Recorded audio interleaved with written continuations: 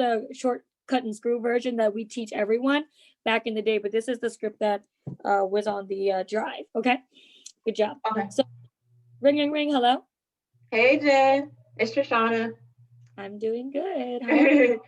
Good. I'm great. I was just calling because I need to ask you for a favor. So I just started working with a financial company and I'm really excited and I just need help with my training. So all I have to do is witness 10 training presentations in order to get my state license.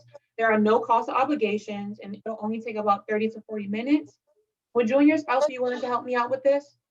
Yeah, sure. Awesome. So I want you to see what I'm doing so that you can refer people to me. I am scheduled to work on Wednesday at or Thursday. Which day works best for you? Thursday. Okay, great. And we can meet on Zoom about 5 or 6 p.m. Which time do you prefer? 6 Okay, definitely. awesome. What's your email? JLE.gmail.com.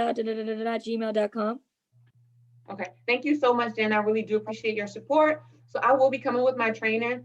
So please just make sure that your spouse is there. Otherwise, I will not get full credit.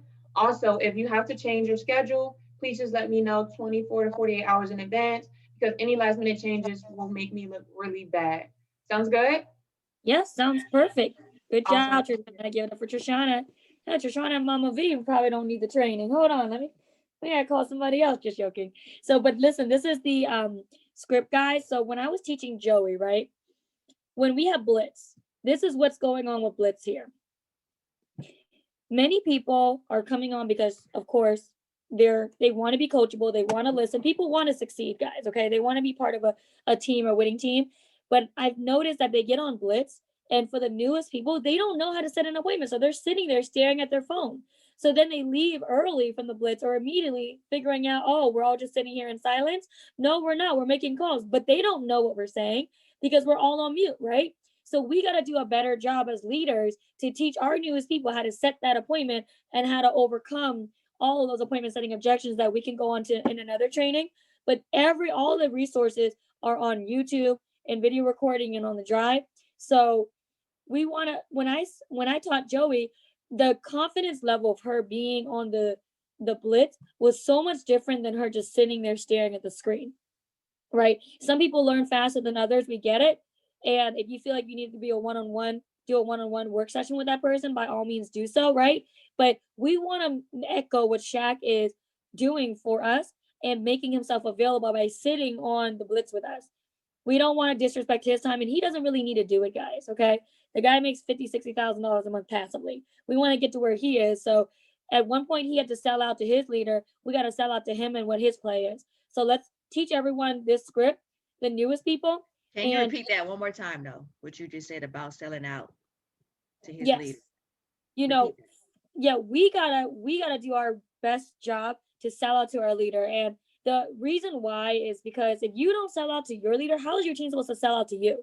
Okay. You can't expect your team to listen to you if you don't listen to the person that is coaching us and leading us and by all means necessary knows how to get the results for us, right? And teach us how to get it ourselves. He's not giving it to us, he's teaching us. So every piece of this environment that you guys get a chance to plug into, including me and Shay, and Shaq is making himself available, make sure everything he says, write it down, making every play he calls, sell it out.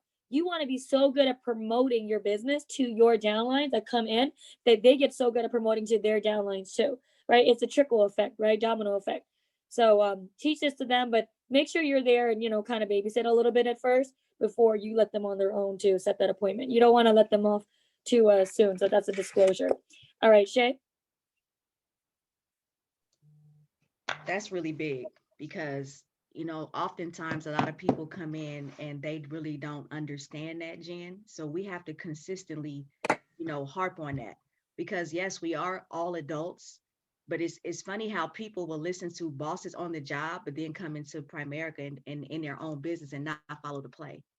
You understand what I'm saying? It's like, this is your business.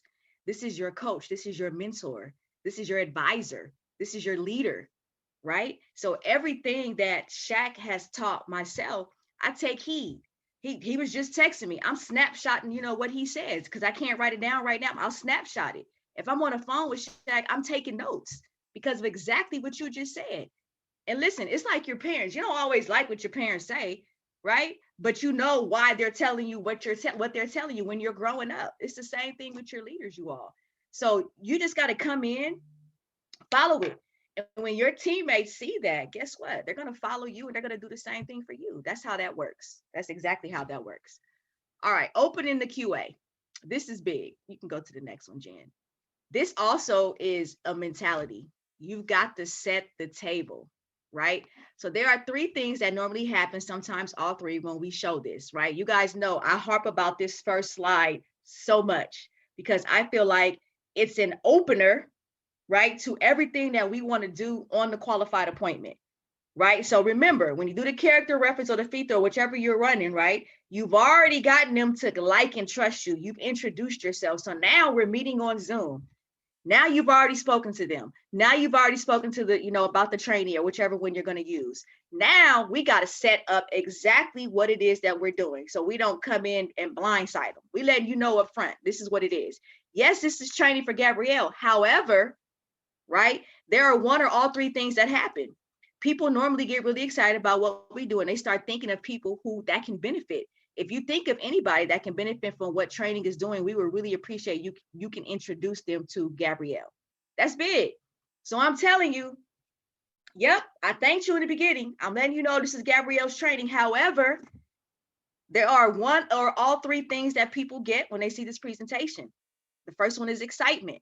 So I'm letting you know, if you get excited and you can start thinking of people who would benefit just from hearing this information, we would love for you to introduce those people to Gabrielle. That's huge, you all, because let them know. It may not be for you, but you might know a young couple with kids, homeowner, work a job, right? That may benefit just from hearing, not buying anything, hearing this information. We can educate them. We can start planting seeds for what they need to do financially. That's big. You may see a lot of value for yourselves as potential clients. If there's anything that you feel training can help you with, we would definitely love to help her or in your business the right way. That's big. You see value, you're going to become my client. And that's typically what happens, right? I talk about my mom. My mom didn't know anything about life insurance, you all. Nothing, didn't have any, didn't think she could afford it, didn't think she needed it at 65 years old. Now training just got serious. I'm like, wait, hold on. Okay, educate. That now I come in training mode. Educate. She got educated. She saw value, became a client. A lot of the people that we sit down with, you all, they don't know. They simply don't know. So you got to make sure you show value. And lastly, is partnership. If you know anybody, including yourself, that may be looking for part-time or full-time work, we have great ways to make extra income. So please keep those folks in mind. Sounds fair? Before we get started, we're going to treat you as if you're already a client. By the way, has anybody ever done any financial work for you before? Huge. Because we already throwing that recruiting seed. Bloop. We already planted it. Here we go. So if you even talk about a shortfall, you don't have enough, don't think you could afford it. All right, I'm going in right now. Because remember when I said, including yourself, partnership, all 3 things, clients, referrals, recruits, you can get at the qualified appointment. So important. Listen, we've picked up probably in the last month 4 clients that have joined our team that understand exactly what it is that we do. And they already understand, you know what? I know a lot of people that need this information. So that introduction, you all, is so big. When you come in, you're laying it down, you're setting the table. Jen? Awesome. Great job. So lastly, but not least, closing the QA. One of the most important skill sets you could ever learn. Everybody write this book down if you haven't ordered it yet or have it in your possession. How to Master the Art of Selling by Tom Hopkins. How to Master the Art of Selling by Tom Hopkins. My regional, when I was a division, he did a drill for skill for about, I want to say 8 months or some months. And we went over that book a chapter a week or a chapter every 2 weeks or something like that. But it was a systematic training that he went over with us. He went in detail. It's a very technical book, but I promise you, if you really read it and you really do the activity, you're going to see your income skyrocket.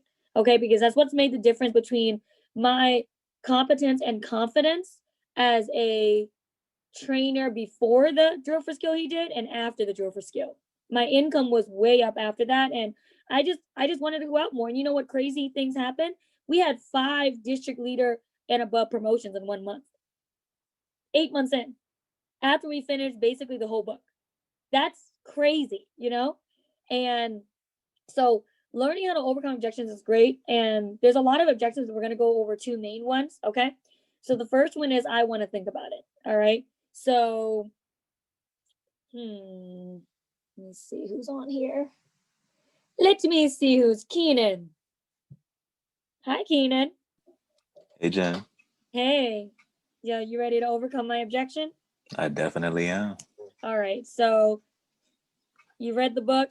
I want to think about it, Keenan. It sounds really great, but I just want to take time to think about it. I don't want to make rash decisions.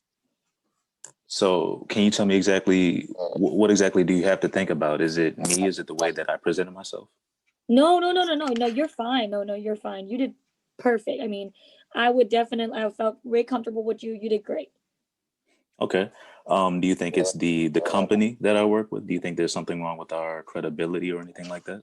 No, like I said, I mean, I've heard of Primerica before. Like, I mean, it's just around, it's been around for a while. So it's not really anything. I just kind of want to think about it. Okay. Is it the fact that you want to protect your family that you really have to think about?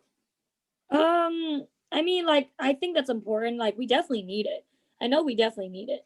So it's just not that at all. No. Right. So you can be completely transparent and just level with me. Is it the money? Yeah, I mean, I'm not prepared to really put anything down right now. Okay, I definitely understand that. Okay, great. All right, Keenan. Now you know what's coming up. Now you know it's a money objection, right? Mm-hmm. All right. So this is not always going to lead to this, guys, but I'm going to use Keenan since he's already unmuted. Keenan, it's the money. Overcome my objection before I go to the next slide. Yeah, you got me on that one. Okay. Just try. It's okay. We'll cut you out the recording. So previously in the presentation, we said that you already waste maybe $300 a month, and that if you really put your mind to it, you can save maybe $200 to $300 around per month. Isn't that right? Yeah. So do you think if we implement that type of mentality, then you would still have to think about the money? I guess not. Right.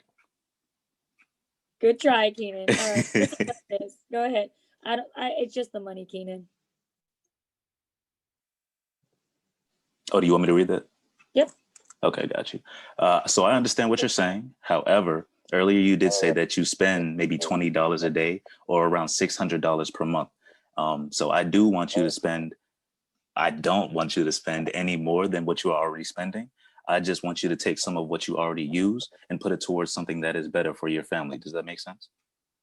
Yeah, that does. Great job, Keenan. Okay, perfect. So you guys can tell Keenan's been, obviously in training with questions because he's trying to not make a statement. Good job. So if somebody says, I want to think about it, you just want to sit back. Don't react too quick, right? So I'm going to give Keenan some constructive criticism real quick. Keenan, you don't want to jump too quick. You want to take your time to really kind of go through these questions, right? Because people, when they get objections, they're so used to people in sales jumping right back at them. So you want to kind of, slow it down a little bit when they say something like this, okay? That's fine, Keenan. All right. Well, so what you're telling me is that you just kind of need time to think about it and process everything. Okay, great. Keenan says, yep. So just to clarify my thinking, what is it exactly that you want to think about? Like, is it me? Did I do something wrong? Keenan says, no, not at all. Okay, just really quick, is it maybe the company that I work with? No, the company's great. I mean, I feel like you guys do a great job for clients. Okay, is it the fact that you want to protect your family? Is that what you needed to maybe think about? No, we believe it's really important. We just need some time. Okay, so just level with me really quick. Is it maybe just the money? Right? You cannot ask immediately what that it is the money. You cannot jump at them and say, some people say, oh, well, so what you're saying is maybe you don't have the money, right? if you jump at them with the money first before Xing out everything else, they can immediately say, no, it's not. Now you have all the other things that you got to go over, right? Now you're confused of what the heck just happened, right? They gave me all the right answers. So what you're doing is you're asking questions that you already know the answer to, basically. You already know what it is. Now, if they say, yes, it is the company, okay, they got to do research. That's a different thing, okay? If they say it's the fact that they want to protect their family, I don't know. You may not want that client, right? If it's you, it's just trust. Okay, you got to earn their trust. Cool. Set up a carryback, figure it out, right? But if the issue is really the money, which 99.9% of the time, it is the money, okay?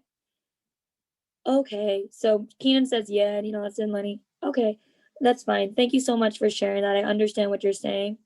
I don't want you to think this is another bill. However, Keenan, earlier you did say that you spend about $20 a day, and that's $600 a month, right? I don't want you to think this is another bill or spend any more than what you already are spending. I just want you to take some of what you already use and put it towards something that is better for your family. Does that make sense? Right? And then if they really fight you and say, hey, if you're willing to pay for car insurance, does it make sense to cover your family? At the end of the day, your family's more valuable than your car, right? Right? So, but listen, you gotta have the guts to say that. When you go into an appointment, it's not just the word you're saying. You're not just trying to close a sale. If somebody is not protected and you don't throw every punch with murderous intent like Shaq says, that person passes away tomorrow, how bad do you feel? You gotta throw every punch with murderous intent, because that could be the difference between you, delivering a death claim and saving that family from financial devastation to, dang, I wish I could have, should have, would have, and now your trainee's looking at you like, man, we should have pushed a little bit harder, right? Or you're looking at yourself in the mirror saying that. And I'll share a story. I had I used to hold referrals for the trainee until they got licensed. Big mistake. Don't do that. Like, you want to think, when you get referrals for a trainee, call the referrals with them. Because if referrals lead you to unlimited referrals going on, so on, then the more referrals you meet, the more referrals they're going to get even more, right? You have to have an abundance mentality, not what's the opposite of abundance, Jay? Right? Limited mentality, right? Lack. Yeah. Right? Lack. You don't want to think you're taking these referrals in the training. You're not taking anything, okay? It's about the client at the end of the day. And in the beginning, I was a brand new trainer, and I just started, asking for referrals off and on. I wasn't that good, and there were these referrals, and I was like, yeah, we'll wait till you're done with training. Finally, I figured this girl was taking forever getting licensed. I was like, we just got to stay in appointments, right? I called one of the referrals, and mind you, this is 3 weeks later, Shay.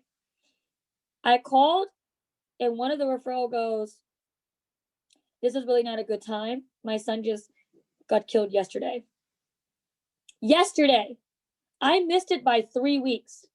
I could have met that referral with the trainee, and that could have been a death claim that Primerica would have been responsible for in a good way. You know what I mean? You don't want to hold things because you don't know what you could do for a family financially when nobody else is stepping in. They were doing a whole GoFundMe, raising money, all that stuff. It was crazy. And I don't know these people personally, but they were a referral to a coworker of a trainee that I met. And we closed the referral too. It's not like the referral wasn't closed. They did business with us. I was just really trying to think and look out for the trainee, when really looking out for the trainee means let's go on more appointments, like we did with a couple other people like Trishana, go on more and more and more. So anyways. Really quick though, Jen, when you overcoming objections, because I notice a lot of people on my team have this situation, they feel like they're pushing. Like when you overcome it, how you go through those questions, what is your mentality behind making sure you overcome the objection opposed to just letting the potential client just taking what they say for gold, right? Because those questions that you're asking back after they say, I want to think about it, people often feel like, oh, I don't want to be pushy. I don't want to feel like I'm bothering them, right? So what is your mentality? What are you teaching your team when they overcome an objection and use those questions and it be genuine, not just sounding like, you want to sell somebody something, right? Because that's important as well. That's very, very important to go through that. What is your mentality? Yeah, this is actually really good question, because I was training a girl under Trishana, And, trainees, they always have the most to say, right? And they don't know any better, right? They never deliver a death claim. And